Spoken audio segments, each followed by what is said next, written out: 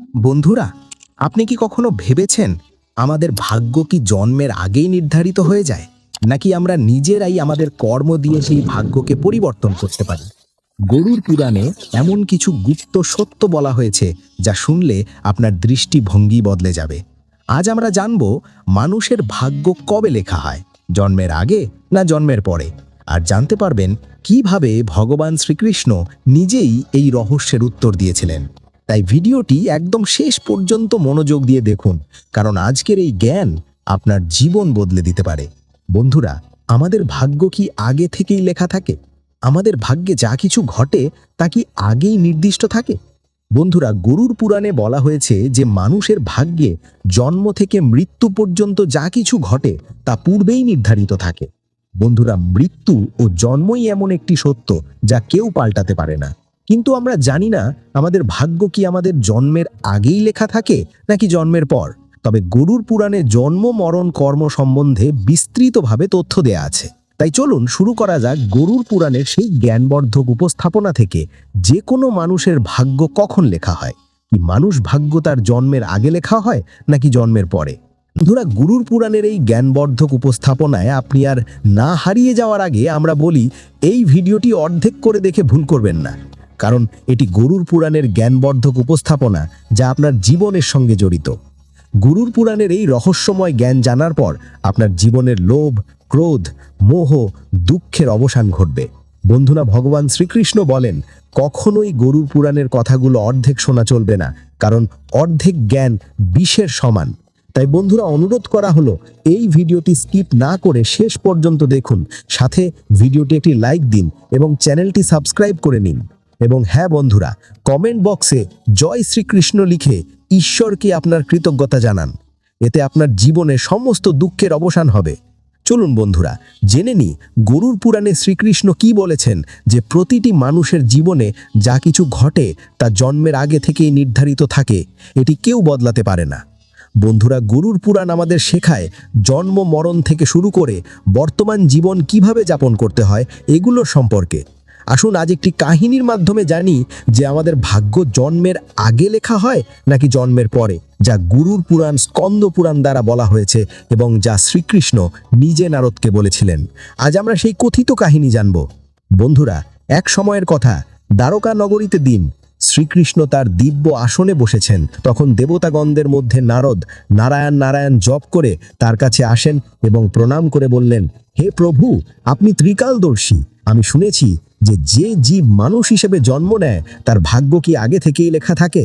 হে প্রভু, আমি জানতে চাই মানুষের সাথে যা কিছু ঘটে তা কি তার জন্মের আগে নির্ধারিত থাকে নাকি সে পূর্ব জন্মের ফল ভোগ করে? এটি কি সত্য নাকি আমরা আমাদের পরিশ্রম ও কর্মে এটি বদলাতে পারি?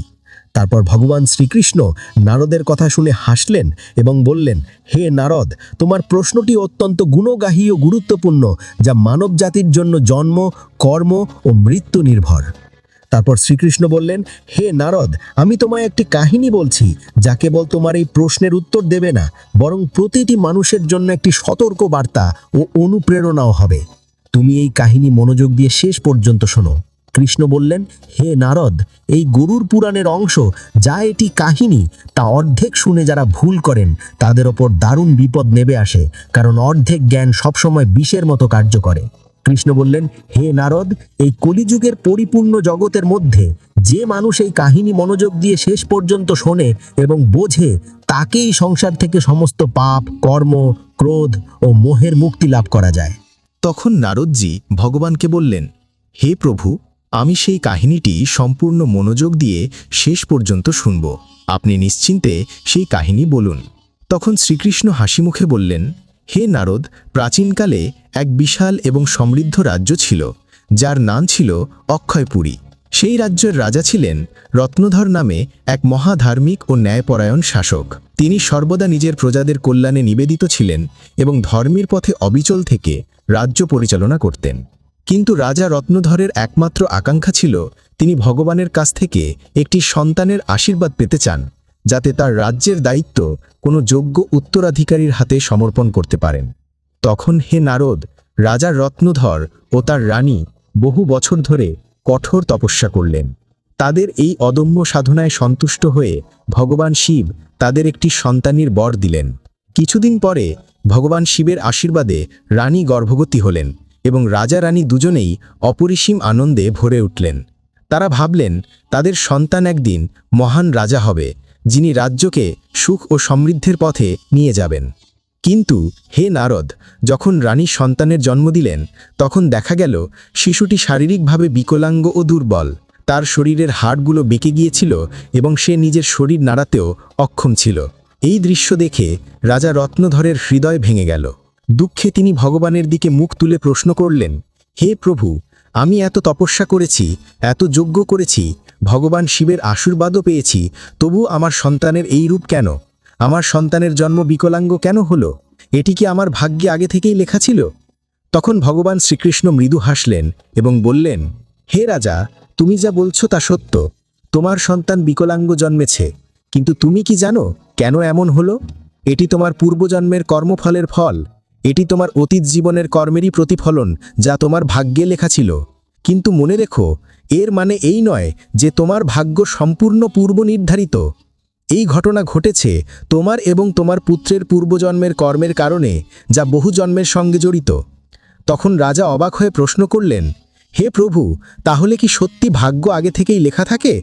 শ্রীকৃষ্ণ বললেন, জন্ম, মৃত্যু এবং জীবনের উত্থান পতন এগুলি আগে থেকেই নির্ধারিত, কিন্তু আমরা যে কর্ম করি সেই কর্মই আমাদের ভাগ্যকে পরিবর্তন করতে সক্ষম। যেদিন তোমার পুত্রের জন্ম হলো সেদিন তুমি এক বিশেষ সন্তানের বর লাভ করেছিলে, কিন্তু সেই সন্তানকে জীবনে কিছু কঠিন পরীক্ষার মধ্যে দিয়ে যেতে হবে, কারণ সেই পরীক্ষাই তার মধ্যে সাহস, ধৈর্য ও পরাক্রমের শক্তি জাগ্রত করবে।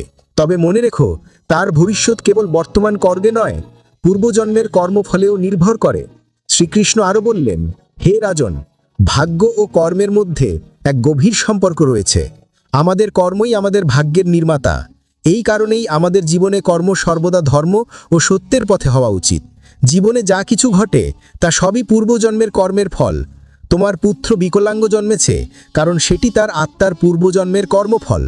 যখন কোনো আত্মা পুণ্যবান রূপে জন্ম নেয় তখন তার জীবনে কিছু না কিছু কষ্ট ও সংগ্রাম আসবেই, কারণ এই কষ্টের মধ্য দিয়েই আত্মা পূর্বজন্মের ঋণ ও কর্মফল থেকে মুক্তি পায়। কিন্তু মনে রেখো, তোমার পুত্রের জীবনের এই কষ্ট কোনো অভিশাপ নয়, এটি এক পরীক্ষা। যদি সে ধৈর্য ও সাহস নিয়ে এই পরীক্ষার সম্মুখীন হয়, তাহলে সে জীবনে যত পাপ, কর্ম, ক্রোধ ও মোহ থেকে মুক্তি পেতে পারে। তখন নারদজি বললেন, হে প্রভু, আমি সেই কাহিনী সম্পূর্ণ মনোযোগ দিয়ে শেষ পর্যন্ত শুনব। আপনি নিশ্চিন্তে সেই কাহিনী বলুন।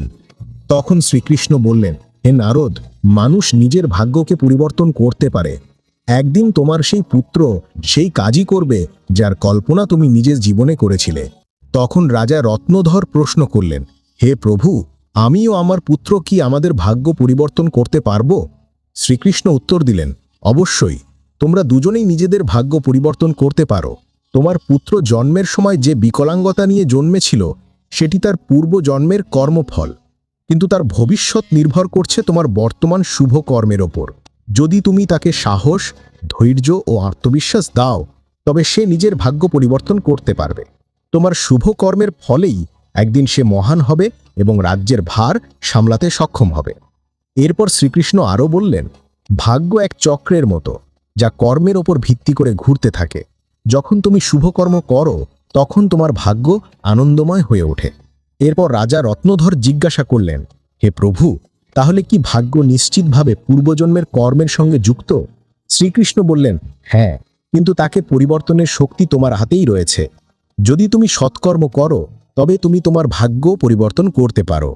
পাশাপাশি ভক্তি, সাধনা ও সেবার মাধ্যমে ভাগ্য বদলানো যায়। ভগবানের ভক্তির দ্বারা ঈশ্বরকে সন্তুষ্ট করে মানুষ তার ভাগ্য পরিবর্তন করতে পারে। যদি তুমি তোমার পুত্রকে শিক্ষা দাও যে সাহস ও আত্মবিশ্বাস নিয়ে জীবনের সংগ্রামের মুখোমুখি হতে হয়, তবে সে নিজের ভাগ্য পরিবর্তন করতে সক্ষম হবে। রাজা রত্নধর ভগবান শ্রীকৃষ্ণের কথাগুলি গভীরভাবে আত্মস্থ করলেন এবং নিজের পুত্রকে শিক্ষিত করার দৃঢ় সংকল্প নিলেন। তিনি পুত্রকে জীবনের কঠিন পরিস্থিতিতেও সাহস ও বিশ্বাস নিয়ে বেঁচে থাকার অনুপ্রেরণা দিলেন। সময়ের সঙ্গে সঙ্গে সেই বিকলাঙ্গ পুত্র নিজের আত্মবিশ্বাস ও পরিশ্রম দিয়ে সমাজে গুরুত্বপূর্ণ স্থান অর্জন করল। তার সংগ্রামশীলতা ও সাহস তাকে রাজ্যের সম্মান এনে দিল। তখন শ্রীকৃষ্ণ বললেন, হে নারদ, তুমি বোঝো, ভাগ্য এক চলমান প্রক্রিয়া যা কর্মের ভিত্তিতে পরিবর্তিত হয়। যারা নিজেদের কর্মকে সংশোধন করে ও ঈশ্বরের শরণে যায়, তাদের ভাগ্য পরিবর্তিত হয়। এটি শুধু কর্ম নয়, এটি জীবনের সংগ্রাম ও সেই কর্মের ফল। এরপর শ্রীকৃষ্ণ বললেন, হে নারদ, এই সংসার কর্মের আয়না। মানুষ যেমন কর্ম করে তেমনই ফল ভোগ করে। মানুষকে সর্বদা মনে রাখা উচিত, মাতা পিতার সেবা, অন্যের সাহায্য ও ঈশ্বরের ধ্যানই সর্বোচ্চ ধর্ম। যে মানুষ পূর্বজন্মে কারোর প্রতি অন্যায় বা পাপ করেছে, তাকে শুধু নরকে ভয়ঙ্কর যন্ত্রণা ভোগ করতে হয় না, বরং জন্মে জন্মে সেই ভোগ ভোগ করতে হয়। কিন্তু যে মানুষ নিজের কর্ম সংশোধন করে, সে এই চক্র থেকে মুক্তি পেতে পারে। কারণ এই পৃথিবী এক সুযোগ। ধর্ম, সেবা ও সত্যই মানুষের প্রকৃত জীবন। মানুষকে বুঝতে হবে যে মৃত্যুর পর কেবল তার শুভ কর্মই তার সঙ্গে যায়। এই কাহিনী আমাদের শেখায় যে আমাদের ভাগ্য পূর্বজন্মের কর্মের ফল। প্রতিটি পাপের শাস্তি ও প্রতিটি পুণ্যের ফল নির্ধারিত। হে মানুষ, তোমার কর্মে মন দাও। স্বার্থ, পাপ ও অহংকার ত্যাগ করো। ধর্ম, সত্য ও সেবাকে গ্রহণ করো, কারণ এই পথই জীবনের সর্বশ্রেষ্ঠ সত্য পথ। শ্রীকৃষ্ণ এইভাবে নারদকে গরুড় পুরাণের রহস্য ব্যাখ্যা করলেন। হে বন্ধু, ভাগ্য অবশ্যই জন্মের আগে লেখা হয়, কিন্তু জীবনের সংগ্রাম, সত্য, ধর্ম ও ঈশ্বর ভক্তির দ্বারা মানুষ তার ভাগ্য পরিবর্তন করতে পারে। গরুড় পুরাণে ভাগ্য, কর্ম ও জীবনের বিবরণ বিস্তারিতভাবে বর্ণিত হয়েছে। এই গরুড় পুরাণ বিষ্ণু পুরাণের অন্যতম প্রধান শাস্ত্র, যেখানে জন্ম, মৃত্যু, পুনর্জন্ম, কর্ম ও আত্মার পথ সম্পর্কে পূর্ণ বিবরণ রয়েছে। গরুড় পুরাণে শ্রীকৃষ্ণকে সরাসরি ভগবান বিষ্ণুর অবতার হিসেবে গণ্য করা হয়েছে। বন্ধুরা, গরুড় পুরাণে শ্রীকৃষ্ণ বলেন, মানুষ যদি জীবনে সৎ কর্ম করে, সত্য পথে চলতে থাকে এবং ঈশ্বরকে সন্তুষ্ট করতে পারে, তবে সে তার ভাগ্যে ঘটতে থাকা অনিষ্ট ও বিপদ থেকে রক্ষা পেতে পারে এবং ভবিষ্যতের ভাগ্য পরিবর্তন করতে সক্ষম হয়। বন্ধুরা, গরুড় পুরাণে শ্রীকৃষ্ণ মানুষের জন্য 3টি প্রধান উপদেশ দিয়েছেন, যেগুলি অনুসরণ করলে আমরা নিজের ভাগ্য ও কর্মফল পরিবর্তন করতে পারি। বন্ধুরা, এই ভিডিওটি অবশ্যই শেষ পর্যন্ত দেখুন, কারণ সব তথ্য গরুড় পুরাণ থেকে নেওয়া হয়েছে। ভিডিও মাঝপথে বন্ধ করে দেওয়া মোটেও ভুল হবে না। তাই এই জ্ঞানবর্ধক উপস্থাপনাটি শেষ পর্যন্ত দেখুন। চলুন জানি প্রথমটি, নিজের ধর্ম পালন করা। মানুষের জন্ম কোনো বিশেষ উদ্দেশ্য নিয়ে হয়। পূর্বজন্মে যে পাপ করেছে তা মানুষকে এই জন্মেও ভোগ করতে হয়।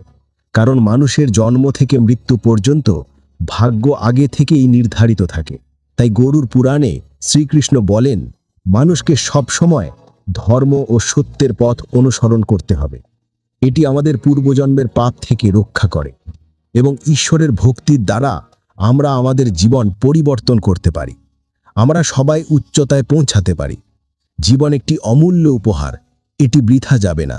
সঠিক কর্ম ও ধর্ম পালন করে আমরা আগামী জন্মে ঘটতে থাকা বিপদ থেকে বাঁচতে পারি।